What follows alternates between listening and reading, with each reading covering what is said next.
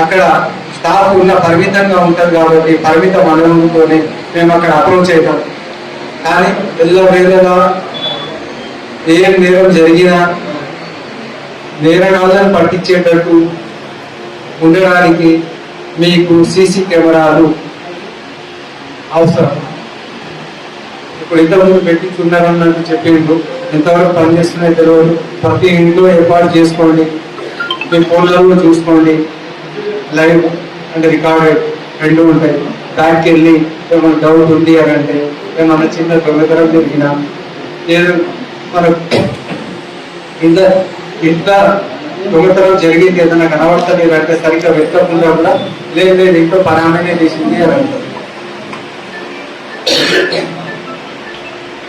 అంటే కుటుంబ సభ్యులందరూ కూడా మంచోడిగా తీస్తే ఆడనే తీస్తుంది అన్నట్టు చెప్తారు.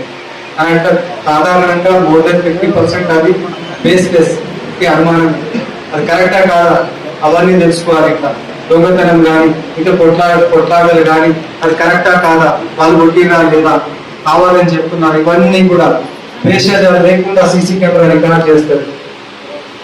మనిషి అబద్ధం చెప్పొచ్చు కానీ సీసీ కెమెరా అబద్ధం చెప్పడానికి